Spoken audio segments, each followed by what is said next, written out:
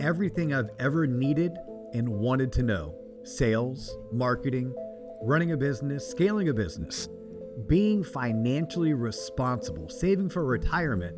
I learned by becoming a mortgage loan originator. Here's my story.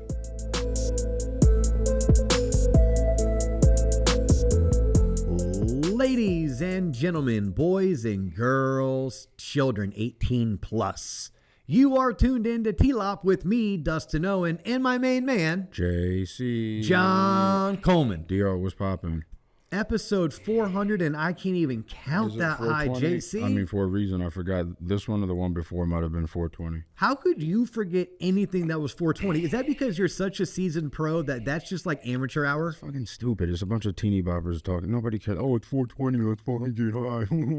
No. Yeah. It was a thing in the 90s. Because you call that 620, 720, 820, 920. Yeah, 920, 925, 925 and 30 seconds. Oh, man. Hey, the listeners and the viewers, man, you are in for a treat. And you're in for a treat today because John doesn't even know what we're talking about. He literally said, right before he turned on the cameras and did a mic check, he goes, hey, don't tell me what we're going to talk about. I just want to be an innocent bystander. Yeah, I just want to know. All right, so here's what we're going to talk about. And what's interesting, it's what got us to T-Lop. Okay.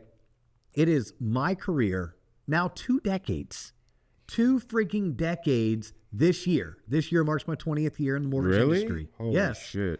I don't look a day over 31 and I don't act a day over 21, there but, you go. Or maybe that was 41 and 31. I don't know. I'm getting confused in my old age, but nonetheless, true story. Mm-hmm. Everything that I have needed to know as it pertains to not being a financial idiot, to understanding how to run a business, how to scale a business, how to properly market myself, as well as market my business.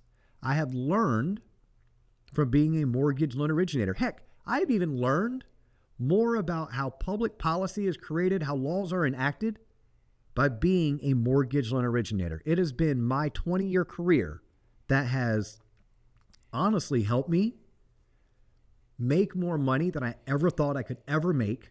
Not just in a lifetime, but in a single year, save more money than I ever thought I would ever have saved at an age way younger than where I thought I'd have that dollar amount.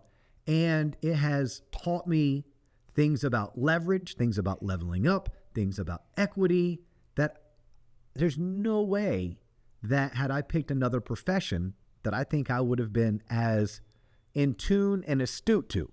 And then lastly, I know more about the U.S. economy than most people, and I'm just one of those mortgage loan originators. But had I not been an MLO, I can't imagine I would actually understand the U.S. economy the way that I do. So I felt, you know what? What better way to spend 30 or 40 minutes discussing everything that I have learned, because there's going to be little nuggets and lessons to be picked up on by the audience who's either listening today or watching us on YouTube, that is going to help them say, now that makes sense to me. Because the best part about it is you're not hearing this information spout out to you because I'm some chartered financial analyst speaking nerd speak. I'm not some economist geeking out on you. You know, this isn't a master's level MBA course at Dartmouth. Damn. Right? No, this is an average Joe spitting facts, or at a minimum, how about this? I'm going to spit to you the world according to me as I have experienced it. In hopes that there's some lessons learned. And along the way, there's going to be some people that are like, damn, I too want a career as a mortgage loan originator. Yeah. At which point I'm like, hey, if you do, we have a whole step-by-step guide over on tloponline.com. Go check it out. There's going to be some people that are like, damn, I'm happy I'm a mortgage loan originator just like that dude. But maybe they're going to be like, but how do I become a better mortgage loan originator? At which point I'm like, hey, that same website, T-Lop Online, slide over there and become a member. It's pretty inexpensive to do so. Dollar for dollar, the best investment you can make. Let my team and I coach you, mentor you, and train you on how to sell better, market better, script better, how to run a mortgage loan origination business better based on the patterns and the experiences of top producers who have come before you, as well as top producers who are currently in the trenches just like you are. Damn, that's sexy, Dustin. I can't wait to learn from you. Yeah. No. You're like, yeah. Seriously, But no, seriously. it's I'm gonna ask you good questions about life and shit and bring it back to reality. well, and that's where I'm going to start. I want to talk more about life and less about being an MLO. Yeah, and less about And I want to take you back to the 25-year-old, soon to be 26-year-old version of me that was getting started in this industry, right? Because that guy had a degree in advertising and public relations from a really good but it's state university. Where's your GPA when you graduated? I have no idea. I'm guessing somewhere around 3. 2.8. Where is the diploma?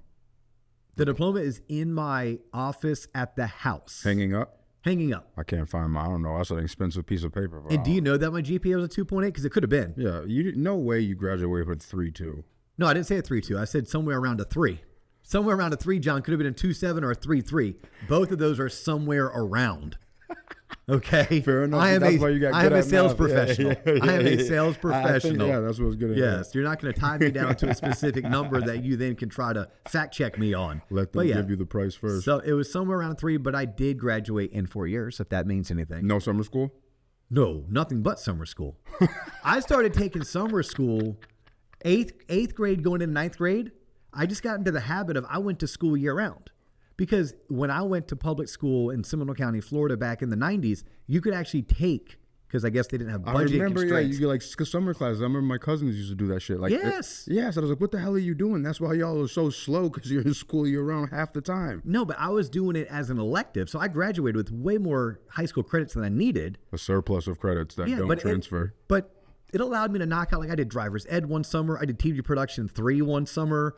I did like some kind of a sports. I don't know the courses. Physical fitness. The courses that you guys had in Florida that were offered to kids in Florida compared to what was in Springfield, Massachusetts, sir, is vastly different. Are you thinking you had a better public school system? Worse. Oh, worse. I don't know. We're smarter kids, but we just had less activities because it snows and it's cold. Okay. And massholes. But anyway. But yes, so I actually adopted that into when I went to college. I went to summer school freshman to sophomore to junior, and probably even junior to senior. I would just take 12 hours. Like, why take 15, 16, 18 hours? I can just take 12 hours plus throw in 3 to 6 hours in the summertime. I was used to like I had neighborhood friends, right? So like they weren't going to college. I had my girlfriend, who was actually at the same college as I was at. I had a job where I worked 28 to 36 hours a week every single week of all 4 years that I was in college, and I went to class. I didn't live on campus. I commuted. So like, yeah, just going to class and going to college was very much like for some people going to the gym. I just did that every single day. So it was just one of the many things. So you weren't getting like magna cum laude. That's what I'm trying to get at. You weren't taking like, advanced biology or some shit. I chose a degree in advertising and public relations because it required the least amount of math. True story. And here you are and doing here I am. math every day in your head makes no sense. Yeah, and I'm really good at what I called 4th grade math. I can dominate some 4th grade math. You get above and beyond that, geometry, trigonometry, college algebra, shit. Not even close. Okay. Not even close. So that's good perspective, I think, for the audience to know. All right, so let's get rolling, John. Yes. So 25, 26 years old. At this time in my life, I think $1,000 is a lot of money. Still is to me. I don't know what the hell are you talking about. So I had $1,000 in the bank. And I remember trying to buy my first house right before I entered the mortgage industry. And I was so proud to tell the loan officer who the realtor sent me to get pre-approved with. Like, oh, how much money you have saved? Like, I have $1,000. Like, oh, cool. Yeah, you'll need at least $5,000 for closing costs. This is back in 2004. Plus your down payment. And I was like, huh? Okay. What's your credit score? I have good credit. I did have good credit, which meant it wasn't bad credit. I probably had like a 670, 680 credit score, somewhere around there. There's a time in college, my parents allowed me to buy our first computer for our house. Mm-hmm. So I went to Gateway. They gave me a student loan, they called it. Shout out Gateway. Interest-only payments. And the deal was I paid for the computer, and my mom and dad paid for AOL. Shout out AOL. And there's time to time while I was in college, I may have potentially missed a payment or two. So therefore, I had a 680, 690 credit score, and I thought that was good. Okay. By becoming a mortgage loan originator, you know what I got to learn? First and foremost, I got to learn the basics of credit. Just because my job was to pull credit reports of potential home loan applicants, home buyers, and I got to start reading reports. And by reading the reports, I started seeing, wow, this person has a 790, this person has a 620. What's the person with the 790 doing? I need to do more of that. Right? So I started learning just by being a product of the industry, not because someone was teaching me, just because I was curious and I wanted to know. Yeah. What being a mortgage loan originator did for me that I don't think anyone talks about today that they should, I got to see underneath the beds of middle America. I got to see inside of the closet of middle America. How disgusting is that? Seriously. You know what? It's equally disgusting as well as hopeful. It is equal parts. And here's what I mean by that. Interesting. What I learned, and there's a term you may have heard your grandparents use it or your parents use it, called keeping up with the Joneses. Yeah. Okay. I learned pretty quickly, I want nothing to do with the Joneses. The Joneses are the people that have the nice car and the nice house and maybe even a boat and nice clothes and nice restaurants. You're like, damn. No oil stains in that driveway. Yeah, I got to be like them. And then you start looking underneath the bed and inside of the closet. By that, I mean, I start asking them questions about their income, their assets, and I'm pulling their credit report, not because I'm nosy, but because that's my job. And I'm like, damn, you're a hot freaking mess. Like, you legit have a 63% debt to income ratio. That means your bills are 63% of your gross monthly income. That means after you pay your Uncle Sam in taxes, you pay for your health benefits, you actually bring home less money than you spend. You're going negative every single month. Ain't nothing wrong with that, people. Yeah. As John puts two thumbs to his chest for anyone who's not tuned into YouTube. By the way, if you're not tuned into our YouTube channel, you're missing out, because it's a legit YouTube channel with YouTube videos, podcast episodes, and shorts. Make sure you're sliding over to the T-Lop YouTube channel. All right. But so I learned quickly, I want nothing to do with the Joneses. But then I'd have this opposite, and this is the hopeful aspect, and this is what being a MLO really taught me early on in my career. Good. Is I started seeing this 23-year-old single guy or single girl. And this is somebody that I'm sure if I ran into them at the local watering hole, the restaurant, I, at the time, especially the 25 or 26-year-old version of me, would have maybe looked at how they were dressed. I may have looked at what they were driving. I may have even listened to them speak. And because their speech patterns were different than mine, or maybe they weren't wearing their college hoodie because they didn't go to college, I would have been like, I feel bad for that person. Right? Just, oh, man. Oh. Then all of a sudden, they apply for a home loan. I'm like, damn. Like, you're making 65, 72 grand a year. You're 23 years old. You got 30 grand in the bank. And you have a 740 credit score? I still haven't hit those numbers. With no debt? I'm like, what'd you do? What'd they do? What they were responsible. What they do a lot of times, and this was where my love for careers in the military was cemented, was right here. The pattern that I noticed, most of them didn't go to college because they went and served our country. And they served our country, and when you do so, well, you get what's called BAH. That's basic allowance for housing. You get BAS, right? So that's allowance for supplies. And you get a paycheck. So your food's covered, your housing's covered, and you're getting paid. And in some cases, they may have even been deployed or they're on a boat, shipped off somewhere, living at sea. So they can't really spend money. So what they started doing is they'd spend half the money that they'd make. They'd save the other half of the money they'd make. And they did this for 3, 5, 6 years. So you fast forward and they're 21 or 23, and now they're done fulfilling their duty to our country. They worked. They also received a particular skill set, right? The method of service. They grew up a little bit. They traveled the world, and they actually had their shit together. Unlike their counterparts who were 23 and maybe still trying to graduate college with $100,000 in student loan debt and no good habits because they haven't, quote unquote, lived in the real world as a real adult. And I was like, damn, okay. Like, I've always been pro our military. Like, anyone who's known me, I tried to go in as a reservist to the Marine Corps when I was 18. I tried to go in as a reservist to the Marine Corps when I was 20. And at 22, and what's crazy about this was May of 2001 is when I would have been 22 years of age. I tried to go into the Marine Corps for OCS, Officer Cadet School. All 3 times I was denied entry because I couldn't pass a physical. I have a bunch of metal screws in my jawbone, and back in the late 90s, early 2000s, that was a big deal. I always say it's interesting. I tried to go in May of 2022 because I wonder what would have happened if it was I was 22 in 2001. Well, September 11, 2001 was, a day that lives for our generation in infamy. And I'm always curious what would have happened if I tried to actually go in May of 2002, if they would have looked past all the metal screws in my jawbone. But I've always been pro-military, but I became pro-career. Because I was pro-military because I wanted to hoorah, rah, rah. I want to go fight for and protect my country that I love. I fell in love with the career when I was a mortgage loan originator because I saw what that career did for young adults and all of the benefits. And I started comparing those people to the Joneses. And I was like, I want to be more like the 23-year-old getting out of the military and less like the Joneses. I was like, that right there, that moment in time, maybe 1-2 years into my career, was everything I needed to know about not overspending, right? Because I don't know what it was that made me not want to overspend, but I remember not having a flat screen TV. I remember my buddies not wanting to come watch UFC fights at my house because I didn't have a flat screen TV, but I didn't have a flat screen TV because I couldn't afford it.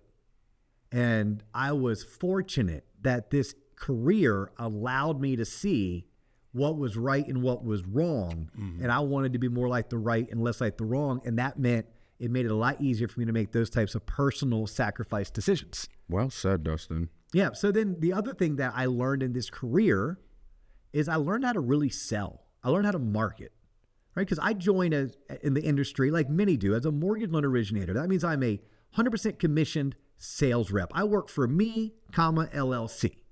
I didn't work for a company that provided me leads. I didn't work in a call center. I didn't work for a bank. I worked where I had to eat what I killed. But before I could kill, I had to go out and find and create the environment that would allow me to quote unquote kill. What do I mean by that? I had to go out and build relationships. I had to go out and meet strangers and convince them that I was worth referring. And then when they referred me, I then had to learn how to present in a manner that person trusted me and wanted to use my service. So from there, I spent the next 3 to 5 years honing sales skills that are transferable regardless of industry. It was through a career as a mortgage loan originator, I had to learn about systems and processes and their place in life because I was generating leads at such a high level. I did not want to be a hot mess. I wanted to be someone who is regarded as one of the best. And I wanted to be somebody that could continue producing at a high level that was allowing me to be recognized as one of the top 1% in my industry. In order to do so, I had to learn things about systems and processes. And I have learned, once I figured out how to be systematized and process oriented in the mortgage industry, it applies to running a training development company. It applies to running a real estate investment company. It applies to running a dentist office. It applies to running a company that credentials mental health professionals so that they can accept Blue Cross Blue Shield, Aetna, and Medicaid. Like the power of just processes and systems. Ford did it first and arguably did it best. Everyone else built on his assembly line. This industry taught me that. And who would have thought getting into the industry of helping people do loans, you're going to learn how to run a business. But once I learned that I work for me, LLC, then I stopped acting like an employee and I started acting more like an owner, which forced me to start doing things that owners would do. But I didn't know what owners would do, so I had to go seek the information. I had to attend conferences, I had to pay for coaching, I had to read books that were about being an entrepreneur, about being a small business owner. And then my coaches taught me the best and most highly used systems and processes, all by being an MLO. Wow, Dustin, that's impactful. Go ahead. No, go. I can't wait to hear this. But before you start, you know what made me a better person, Dustin? What's that, John? Removing myself from society. Do you know why, Dustin? I'll answer that because people suck and they get on my nerves. So as soon as I remove myself from said equation, I've been the happiest I've ever been. You know what? There's something to be said. I know you've made a conscious effort to remove yourself from social media. Yeah, it was easy. Yeah, it was great. I mean, it sucks for T-Lot because we would love to have the character known as JC all up on. I want to challenge the people out there, even though, so if you're watching this on Instagram, shame on you because you shouldn't be on there. But I'm curious. I'm curious to know, like, how many people could honestly not pick up, not go on social media for like a month. Yeah, I mean, I will tell you this. Not many. No, it's bad for my health. Like, I do it too much. It's like anything. Having a couple beers on a Friday night. It's a great idea.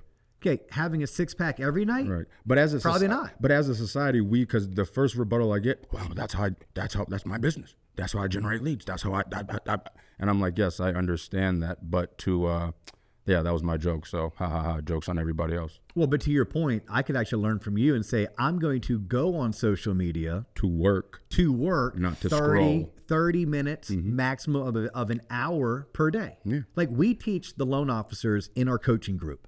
I have this, I call it the secret code or the combination. Think of like a vault at a bank, an old school bank.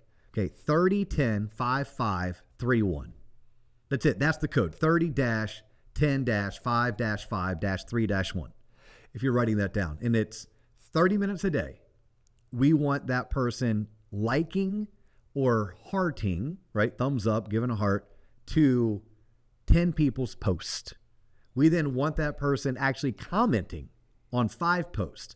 We want them sending out 5 connection requests, right? That could be LinkedIn. I mean, it's a connection. You could follow on Instagram. You could Facebook friend requests on Facebook. But 5, so that's the second 5. 3 would be you send 3 DMs. 1 would be you're posting once a day yourself. That's it. You could do that in 30 minutes. And the rest of the time, you should probably follow John because he's being sincere when you say it's the happiest you've been. Bro, so many people, the first thing they do is what? Reach to their phone. It's like a habit. And I'm like, for what? I started sleeping with my phone off in like the 3rd bedroom, and I don't miss it at all. That is a life hack that I started doing years ago. My phone stays in the kitchen charging when I go into the bedroom. Like, my phone does not go into the bedroom. It's a treat. If I bring my phone in the bedroom, it's a treat. But what I do terribly, like, this is really bad. Okay. I lay on the couch to watch TV at night, and my phone goes up on top of the couch. And I swear to God, if my wife's like, hey, I got to run to the bathroom, you know, the first thing I do is grab that phone. If my daughter comes downstairs and she wants to chat with us about something, so I pause the TV, first thing I do is grab my phone. I'm like, damn, what is going on? You have to break the cycle, Dustin. Yeah. What do you think would be easier? You not smoking a bowl or me not grabbing my phone? Well, what I have is a medical condition that's been approved by the state of Florida, Dustin. I don't think they have anything for social media addiction just yet. So, you know, apples to pineapples, we're comparing. All right. Well, let's keep going on because I'm loving this episode. It's therapeutic, but for me, it's an opportunity to go down memory lane. Here are some other things that I learned. Like, truth be told, y'all, I didn't really understand what a 401k was. An IRA. I didn't know the difference between a 403b and a 401k. Like, I learned that first by asking clients about their assets. And then when they would give me an asset that I didn't understand, I'd go look it up. I'd research it. I'd ask a mentor or an elder person in my office. And then that would then lead me to be like, well, how can I have one of those? And what are the benefits of having one of those? And how much money do I need to make about one of those? Like, I didn't understand the basics of budgeting. It was me becoming a loan originator thinking, wait a minute, if I'm going to give someone financial advice, if I'm going to help them purchase a home, if I'm going to help them pick the right mortgage, I should probably be a lot more in tune to what's being taught. So I just started seeking that knowledge. And all of a sudden, the stuff that we talk about for the past 4 years on shows like this, it's like, look, here's the basics. If you want to become a millionaire, it's very, very easy. It's just takes a while. It's a long game. It's a game of chess, not a game of checkers. It's like buy a home and live in it. Contribute the maximum amount that you need to into a 401k in order to get your employer to max out a Roth IRA. Always have 6 months reserve. That's 6 months of your monthly budget in a reserve account. And then just spend less than you make. And do that for 30, 40 years, you're guaranteed, for the most part, to be a millionaire, right? It is that basic, but I was able to practice it. I was able to go through the exercise where, y'all, I lived it. I have frozen credit cards. I put them in a block of ice and froze them. I did the whole balance transfer so I could get 0% to try to pay them off quicker. I did the whole envelope game where I tried to use cash to make sure I could budget appropriately.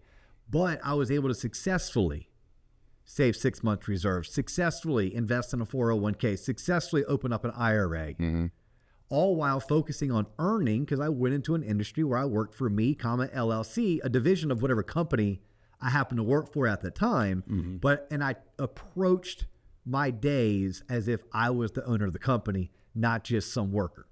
So along the way, I just started learning, oh, that's what that's for. How about this? I would have had no idea that it is a investment strategy. Let's say, so John, you own a home, right? Okay. And you and I know you personally, so you have a ton of equity in your home. Okay, if you have not done so already, you should go to your local bank or credit union and have some kind of a home equity line of credit attached to your home. I don't trust myself, but yes, you're absolutely right. Well, you don't trust yourself, so maybe that's the stopgap that you're putting in place, but most of us should have that because when and if any life event was tossed our way, that home equity line of credit could act as a pool in case of emergency for us. Like I learned that strategy by being a mortgage loan originator. I'm not saying go out and spend your home's equity to buy a fancy boat, a second vehicle, a motorcycle, a gator, a four-wheeler. No. Like it's there in case something catastrophic were to happen to you and you needed to pull on it.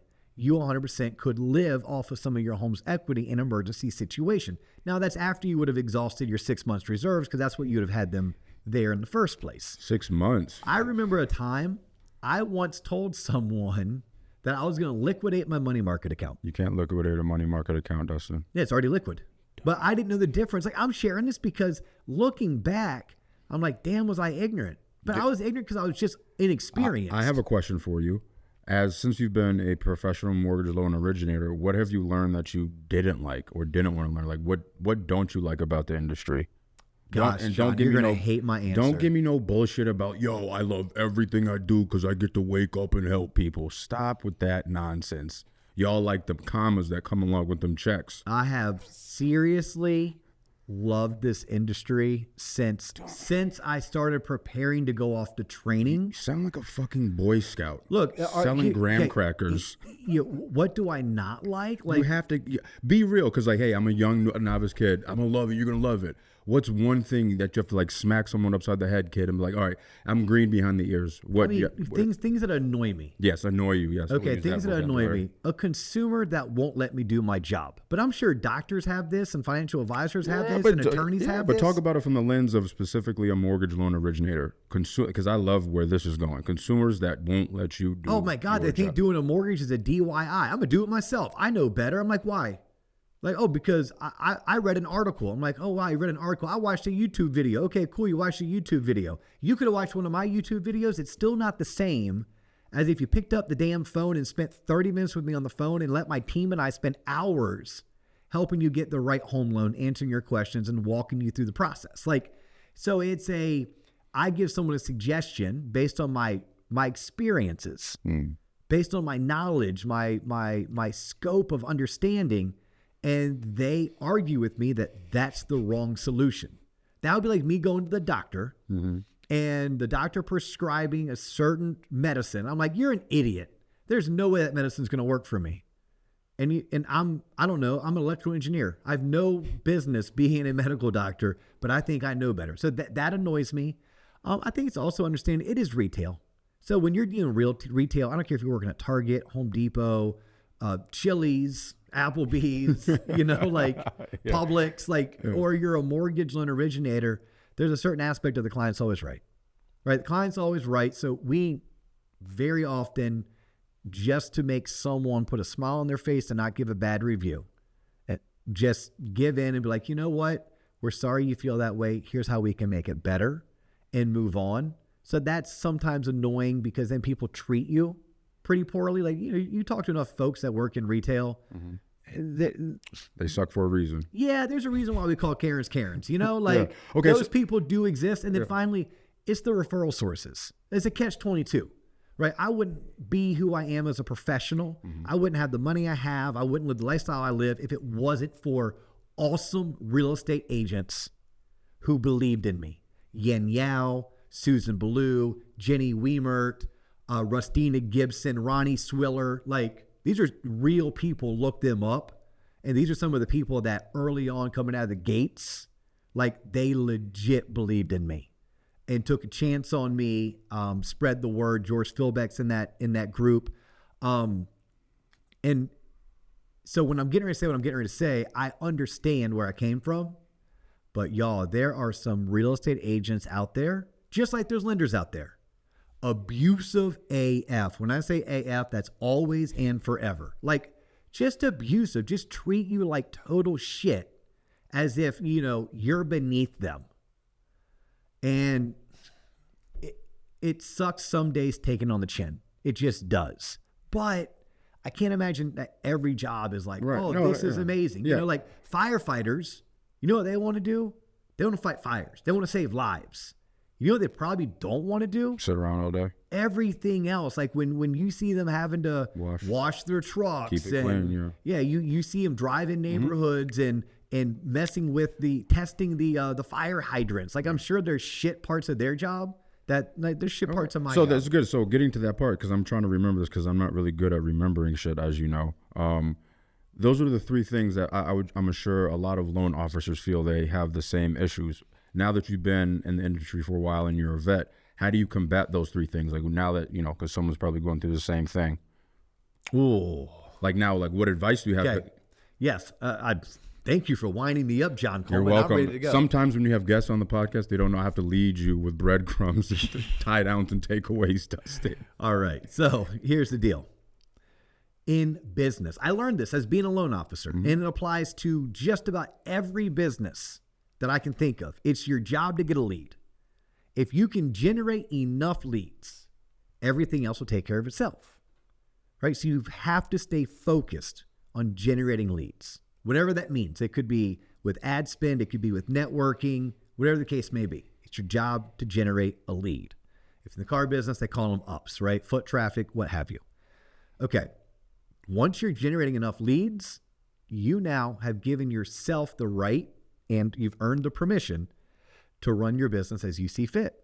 What does that mean? When you have that particular real estate agent who's being abusive towards you, you politely ask them to quit referring you because you don't need them anymore.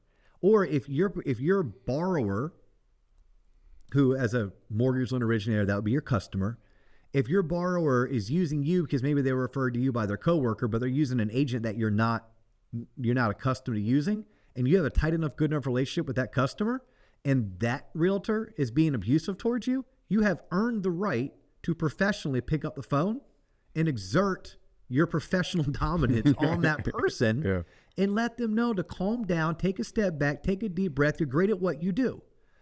You also, if you focus on generating leads, you can build out a team. The minute you start building out a team, now you're going to the people business and out of the loan business. So you're going to be assuming additional responsibilities. But the first thing you're going to do if I'm coaching you is we're going to get out this worksheet that we created. We're going to draw 2 lines on that worksheet, create 4 boxes, and we're going to have one of those boxes say, shit I'm not good at and shit I don't like doing. And that's the very first thing that you're going to offload. So there could be certain parts of running your business that if you're allowing things to bother you, to bring you down, then we're going to hire and train someone specifically to take those off of your plate. Well said, Dustin.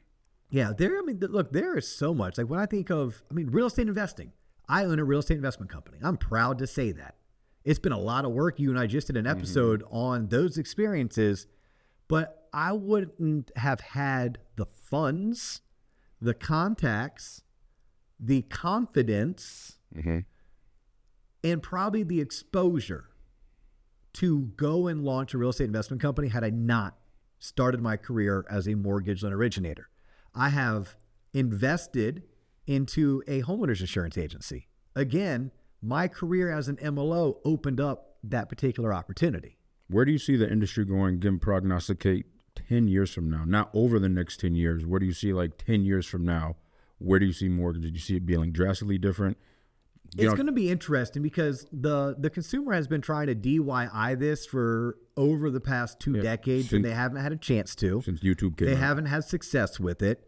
And that gives me hope. That gives me hope that we're always going to need a consultant. We're always going to need an advisor. People are going to have fears. They're going to have anxieties. They're going to have excitement. They're going to require handholding, right? There's going to be confusion because you're talking about financial matters, and there is no such thing as a one-size-fits-all mortgage. Like, your career goals are different than my career goals. Your retirement goals and your retirement requirements are different than my retirement requirements and my retirement goals. Mm-hmm. So when you go to buy a house, it looks different than when I go to buy a house. So there is no like, oh, we can just let a bot come in and do this for you. Yes, I'm sure technology is going to help expedite the process when it comes to the things that bog us down. What bogs us down is the documentation of income, of assets, the documentation of does this follow a guideline or not? Mm-hmm. You know, how do I properly calculate income? Like that part, we very well can have robots and AI doing in just 3 to 5 years. Mm-hmm. But the robot and the AI can't necessarily hear Mrs. Jones's voice shake because she's nervous, or it can't hear the frustration in Mr. Smith's voice because you just asked for a document that he swears to God he's already sent you. And now he's distrustful of you in the process when really you asked him for his W-2. He sent you the 1040, and there's a big difference between a tax return and a W-2, right? So it's like you're going to have those aspects that technology is going to help make everything easier, but the consumer is still going to be the consumer, which is a human with emotions. Mm-hmm. Those emotions are fears, their excitements, their nervousness. Mm-hmm. And the role of the mortgage loan originator is to be an advisor. So then if you're going to advise someone, I'm going to ask you this. How much of a hot mess are you, or how much do you have your shit together? Like, what do you know about personal finances? Do you understand the rule of 72? Do you know how compound interest works? Can you give the most basic financial strategies that have worked for centuries on how people can be less of a mess? You know, for me, I learned all of this through being a mortgage loan originator. Like, I learned about the U.S. economy. I was telling you about that earlier. Like CPI, PPI, the producer price index, the consumer price index, non-farm payroll. No idea what you're talking about, sir. Yeah, the MBS market versus the 10-year treasury market. Like inflation, stagflation, deflation, the Federal Reserve, the federal funds rate. Like all these things that I talk about that are my everyday common knowledge. Mm-hmm. Yeah, I didn't know this 20 years ago. I didn't go to school for this. I learned this by being a practitioner, by being a professional. Now, the one thing that maybe I did different than others, I have refused to repeat a year. So I refused to repeat a year. What I mean by that is so many people are in their 7th year of year 2 of their career. They're in their 13th year of year 1. Or they've repeated year 4 20 times. Meaning whatever success they found by their 4th year, that's been every year for the past 20. So they may be a 24-year veteran, but knowledge and skill-wise, they've basically stayed stagnant. And probably because they got complacent, because they're making good money. They're like, hey, I like that money. I like my lifestyle. I like what I do. I'd love more, but I don't want to do more if it requires like change or requires professional betterment or, you know, whatever the case may be. So what I've done really well that I would recommend anyone to do is I made sure that every year I graduated. So I graduated to the next year of my career. James Clear talks about it, getting 1% better per day, right? It's just professional growth, personal development, combining the two, and then just building on it step by step. That's what Sunir talked about when she was on the show 3 or 4 months ago. It's you go from A to B, B to C, C to D. There is no A to Z. There's no roadmap. There's no plan for A to Z. But you can go A to B, B to C. Now your choice is, do you get stuck on D or do you make it all the way to Z? Like that's a personal choice, but these are all things that I would have never been exposed to. And never is a strong word. I get it, y'all. I get it. Because maybe I didn't become a financial advisor, but I would have become, I didn't become a mortgage loan originator. I would have become a financial advisor. I didn't become a mortgage loan originator. What if I would have become a commercial real estate agent? Or what if I would have become a life insurance sales rep? Very similar careers, very similar skill sets, very similar opportunities. But this shows about my experience, past 20 years as a mortgage loan originator. Mm-hmm. These are all of the things that I have learned and then been able to experience in my life. You know, things that it's helped me also do. No, I got a question. Okay, go that. ahead. I got a question before that. Then we'll close. Okay. Because this will be the inspirational moment that someone hears and be like, wow, that quote changed my life or some dumb shit. What excites you most, Dustin, about the future of the mortgage industry? So I don't get excited What do you about look for? the future of the mortgage industry. What are you most looking forward to? Maybe not excited, but like what? Yeah, I don't know. I love helping people. I love sharing my knowledge that I've gained over the past 20 years. I would like to believe whether you're a mortgage loan originator or you are one of the clients or customers that a mortgage loan originator touches, that I can somehow impact based on teaching the things that I've learned. Like if I can shorten the learning curve for someone else, if I can introduce someone to a concept for the first time. Now, look, I'm going to tell you, I'm not the end all be all resource, but I would love to be the guy who introduced you to the concept and got you excited to want to learn more. So then you found and reached out to those resources that could help you with the more. I want to be the guy that gets you a seat at the cool kid table. I want to be the guy that invites you into the room where it happens. Like that's what excites me. I don't know if that's mortgage industry specifically, or if that's mortgage, housing, real estate, I think that's something, business, sales. I think that's something the mortgage industry has afforded you, the knowledge and wealth of experience to be able to pass on said knowledge and information, Dustin. So therefore, you are thankful for being. Yes. At the end of the day, to put a big bow on it, and I would probably teach American government, basic economics, history in high school, coach football and coach baseball, if I wanted to work, but money wasn't an object. Or if those careers paid 300, 400, 600 grand a year, right? Yeah. And maybe high school football pays that in Texas. Yeah. I don't know, but like I could see myself in that arena. That wasn't the arena I chose. I've been very money motivated from an extremely young age. I'm talking probably 4th, 5th grade. I remember being money motivated back then. And I do believe the drive that I possess isn't necessarily something that's transferable, nor is it something that you can learn. Like I can't teach you my drive and I can't give it to my children, right? I can display it and they can grow up in a household where it's seen, but that could be a double-edged sword. It could make one be like, I want to be nothing like that dude. He's an asshole. Or it could make someone say, okay, how do I one-up my dad? Mm-hmm. But I don't think drive is a transferable skill or a teachable skill per se. So I have this drive, and my drive was typically more money motivated about building businesses and finding financial success. But what this career has really done for me is I've been able to coach and I've been able to teach, and I have taught thousands, meaning I have helped thousands of people become homeowners. Mm-hmm. I have worked with hundreds of clients. Those are our referral sources. I've tried to invest in them and their business, right? Taking the things that I've learned.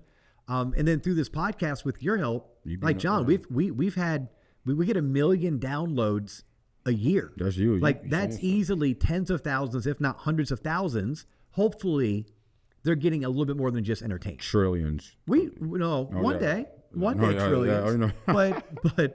But no, we do our best to try to keep things lighthearted and keep them real. Mm-hmm. So I hope we entertain them, but I hope we also teach through that medium. You teach them. And it's honestly because the public school system doesn't pay enough money. That's why I chose a career as a mortgage loan originator. Have you ever bumped into like an old client of yours, like say there was a really difficult loan and you were able to push it through Fannie Mac or Freddie Frey or whatever his name is? Have you ever like bumped into them like 5 years later, 10 years later, and like they're just doing so much better, like really well, or like not really? I'm so happy you asked this question. How about this? I don't have one of those signature stories, but I'm just going to say Troy D. Okay, Troy D texted me last week. Troy was the first loan I ever originated. No, he didn't. Swear to God. He was a young kid. I was a young kid. I was 25. He was younger than me, kid, buying a small, extremely affordable home for he and his newlywed bride, right? His wife. The year was 2004. 7 years ago, my team helped Troy buy another house. He texted me. I thought it was spam. Is this Dustin? ? I was like, who the fuck this asshole? You know, like Q Coming to America. It's one of my favorite scenes, by the way, when Samuel L. Jackson's in the McDowells with Arsenio Hall and Eddie Murphy's characters. But nonetheless, look that one up, kids. And that made my heart smile from, I would usually say you smile from ear to ear. If it's your heart, you must be going like aorta to valve, right?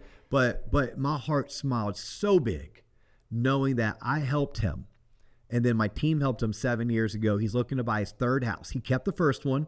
He kept the second one. He now has children. They're like 12 and 13 years of age. And you know what he said? His goal? His goal is that by the time his children are adults, he can give each of them a home that they own free and clear. So yeah, I got to be a part of that, right? A very small part of that. Probably equally as cool was I went to a big poker tournament over the weekend. It was like a house game. Super cool. Miss doing shit like that. I used to do shit like that like 10, 15 years ago. Yeah. But there's like 25 of us. It was $100 buy-in. They had dealers and shit? Well, no. But three tables. They had a full bar. They did burgers and brats. And yeah, it was. I'm looking at this guy. I'm like, God, I know you. And then I heard someone say his name. I'm like, that's you. That's Art. I did Art's loan. No shit. And that's fun. That's fun when you're at an event like that. I'm like, hey, man, how you doing? How's the house? But no, when you help hundreds per year and years turn into decades and it turns into thousands, it's kind of like being a teacher. And I know both your parents were educators. If you talk to your parents, they probably remember like the outliers, the really bad kids, the kids that came from really rough situations, or the really amazing kids. But there's just a group of just people who do good that unfortunately, as the years go on, the memory starts to fade. But I did think it was really cool to see Troy and to see Art. It happened. Both those experiences happened within like 3 to 5 days of each other. And then total sidebar, I'm sitting to a guy on my right who I don't know. And this guy's giving me shit because I'm just catching cards. And I keep on beating him. And he was giving me shit in a nice, friendly way. The super long story short, one of my kids' teachers from his high school, and it was one of his like favorite teachers. No shit. And I only knew it because of the last name. Like I heard him say, oh yeah, I teach at blah, blah, high school. And I was like, oh my God, you, I go, I'm Jackson's dad. And he's like, no way. No shit. Yeah. So like just small world, right? Yeah. So universe, Dustin. And I don't know if that last story ever had any correlation with being a mortgage loan you were just on a figurative heater. So you just thought you want to share that with the people. And if you've made it this far, thank you. Thank you for tuning in. If you like what we're doing, hit that sub button, blah, blah, blah. Yeah, there you go, John. You should do that. You have a more authoritative voice than I do. If you like what we're doing, follow Dustin on LinkedIn. He's Dustin Owen, just that. If you like our channels, we can be found anywhere you download your favorite podcast at the homeownership podcast. But that's all the time we have for you today. His name is Dustin Owen. My name is John Coleman. You have just turned. Fuck. Hey, share us, like us. Damn it. Share us again. I almost did it. Give us a 5-star review. If you are a mortgage loan originator, you best be going over to tloponline.com.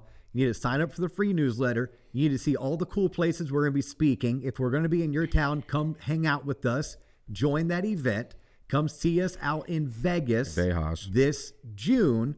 And if you are in desperate need of coaching, teaching, sales training, mentorship, y'all, TLOP Online, become a member of our community. We are shaping the future of the mortgage industry. And as John said, if you're not a mortgage loan originator, but you would like some assistance in whatever it is that's going on in your personal world, particularly if it's real estate investment, or mortgage related, hit me up on LinkedIn, first name Dustin, last name Owen, or you can go to our Instagram page. I'm Dustin Owen, but our handle is at the Loan Officer Podcast. Send us a DM. We are TLOP on YouTube. We're TLOP to our fans. If you've tuned in, you're now a TLOPper. We appreciate you. That is all the time we have for you today. We look forward to catching you on the next episode. Peace.